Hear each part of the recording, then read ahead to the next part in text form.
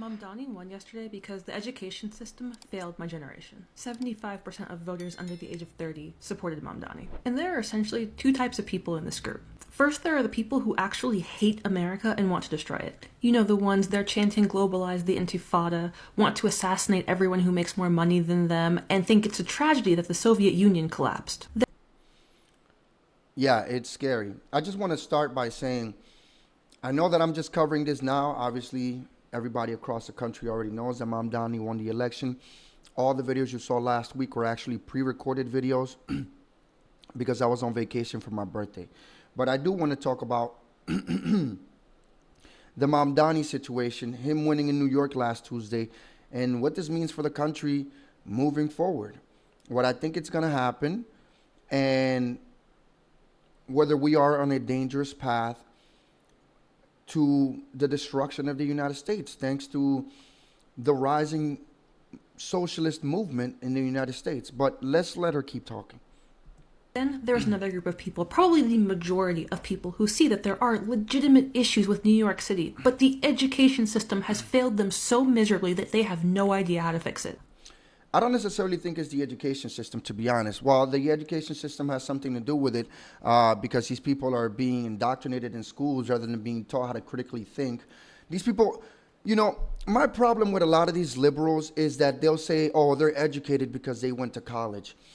You're not educated because you went to college where a professor told you socialism was cool, that Marxism was cool, that basically that all the communism is cool, and you believed it and you were indoctrinated by that idea. That doesn't make you an intelligent person. Because if you were to critically think about what socialism really does and where it's been tried and it's never been successful, you would realize that that's a failed system and you would not believe in that kind of system. So no, I don't think that you're educated just because you went to college. And yes, the education system has something to do with the failures of New York. But the other big reason was that, believe it or not, Mamdani won a majority of minority voters in New York. What do I mean by that? That native-born Americans, New Yorkers, supported Andrew Cuomo over Mamdani. But immigrants, third worlders, overwhelmingly supported Mamdani. And did I say Cuomo in the other one? The native-born New Yorkers supported Cuomo over Mamdani, and the foreign-born supported Mamdani over Cuomo. And so I think that the United States has a problem with immigration and not assimilation. People are refusing to assimilate. They leave their failed states, their failed countries to come to the United States for a better life, but then vote for people who want to change the country and make it into what they left behind. And that is no way to have a functioning country with an identity that is unique. Like, yes, New York City is extremely expensive, and government policy is largely what has made it that way. So, of course, someone who comes in and says, well, everything's just going to be free, sounds great to people who are rightfully concerned about prices, but don't know anything about economics or history. But government-controlled rent, grocery stores, and healthcare are not going to make these issues better. Because once the rich people that the Mamdani voters hate so much either leave the city completely or run out of money for the government to take, they're going to first have to deal with lower quality of services and then shortages. And not just that. A lot of these people that advocate for, tax the rich should pay their fair share, and then they point to countries like Sweden or countries like the UK, Canada, Norway, of systems that are democratic socialist countries that work. Those countries are not democratic socialist countries. They're actually free market economies with heavy emphasis on social programs. That doesn't necessarily make it socialist. But my point is that a lot of these people don't understand that for a system like that to work, it's not just the rich who pay. Everybody pays about 50% of their earnings in taxes to be able to prop up that system. So if the rich leave because they have the means to do so, because they have the money to do so, and they have the resources to do so, who do you think they're going to tax next? It's you. Because they're going to have to get the money from somewhere. It's going to come from your pocket. And then you're going to complain that they're taking 50% of your earnings to fund all these programs that, like she said, are going to have shortages. The wait times are going to be crazy. Because look at what's going on in Canada. Canada has free healthcare, but it's not free. It's taxpayer-funded healthcare. But the wait times in Canada are so long that Canada now offers assisted suicide for people who are in agonizing pain if they no longer want to live. Imagine having to wait months because you need a surgery, a life-saving surgery. And in those months, you could possibly die. Imagine having to wait months to a year, 2 years to see a specialist for a problem that you're having. Meanwhile, you don't know what the problem is, and the problem could just be getting worse. That is the reality in Canada.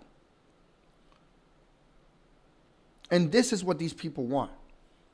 They want shortages, they want long wait times, and they want to be taxed to death for it. Because again, the rich aren't going to pay for it, but let's just say we somehow manage to pass a law where the rich are paying for it. It's not just going to be the rich. You are going to be paying for it too. This is all so frustrating for those of us who have either read a book about this stuff or who are even just paying attention to what's happening in, say, our own country in like California, or who are paying attention to other countries that have gone down this path, like Venezuela or Cuba. But what's most concerning to me isn't necessarily the economic issues, even though those are going to be an issue. The bigger concern for me is the growing number of people who know what socialism is and know what it leads to, but they want it for America because they hate America and want to destroy it. And the ignorant majority is giving them what they want. Because it's not just the economy that politicians have access to, they also have access to the education system and law enforcement. And with access to these parts of our society, they can intentionally make things worse and then point to things getting worse and say, look, the American project was always doomed to fail. Mamdani is the product of a cycle where people who want America and the West destroyed are creating an environment where they can easily manipulate the ignorant majority into supporting these policies that are going to actively destroy the country. Remember that desperate people are extremely easy to manipulate. People should fear socialism the same way that they fear Nazism, and the fact that they don't shows how far the brain rot goes. The only way to beat this is to start by arming people with facts. If we can't turn this around and turn this... See, here's the problem with arming people with facts thing. Liberals seem to be allergic to facts. Liberals seem to be allergic to reality because they're the same type of people that would tell you that a man can become a woman when we know that that's factually untrue. A man can never become a woman just because he feels like it in his head, just like a woman can never become a man. Liberals do not deal in logic. They deal in emotions. It's all about what makes me look like a good person and what feels like the right thing to do. Not the moral thing, not the actual right thing, but what they think will make them the most virtuous. They don't care about facts. Mamdani won because he promised, again, based on feels, right? Because this makes people feel good. He promised a bunch of free stuff. He promised free buses, free healthcare, free universal, what was it, for child care for from 1 to 5, free grocery stores, free, freeze the rent, cap the rent, like just a bunch of stuff that he can't actually do, but it sounds good and it made these people feel good and they voted for him. And again, it was the third worlders who, hey, the government's going to give me free stuff? Never mind that I come from a country where the government never gave me anything and our countries failed. But here, I'm going to take it because this has no negative repercussions on me. not knowing that you're just going down that spiral. Mamdani is a wake-up call, not just for the Democrats, and I say for the Democrats because I do believe that Mamdani just put the Democrats on notice. They are giving their party to the socialists. The socialists are slowly but surely taking over the Democratic Party, and the Democrats are refusing to do anything about it. They keep trying to appease them. But this also should be a wake-up call to America as a whole, because I think that America is going down a dangerous path when we have socialists all over the country being elected and openly saying they're socialists. But I hope that America wakes up long before we get to the point of no return. Let's go ahead and continue to finish listening to what she says, and then we'll wrap it up here. Around soon, the country will start to look like the Soviet Union, or maybe even something worse. That's a fact. That is 100% correct. If we don't show these people, but I mean, they don't care. It doesn't matter showing a Democrat or a socialist the realities of socialism. What they tell you is their deflection is always, well, true socialism has never been tried. It's been tried, and it's just led to mass murder and starvation of mass starvation of people. You just don't think that that's true socialism. You know what the funniest thing about socialists is? That whenever they say, once we become a socialist utopia, I'm going to be in the garden, like knitting caps and stuff. Like, no, you're not. You think that once it's applied, the fruit is just going to grow on trees? You're just going to not ever have to do anything, not be in the coal mine, breaking rocks? You think you just don't get to work. Now the system's going to maintain you. How? Who's going to produce? How is the system going to maintain you if nobody works in your utopia? You think the food is just going to grow on trees? I mean, food does grow on trees, but that's beside the point. That's what these people actually genuinely think. But I've spoken too much in this video, guys. I'm sorry I'm a little rusty this week, or at least for this video. Maybe I'll be back into it tomorrow.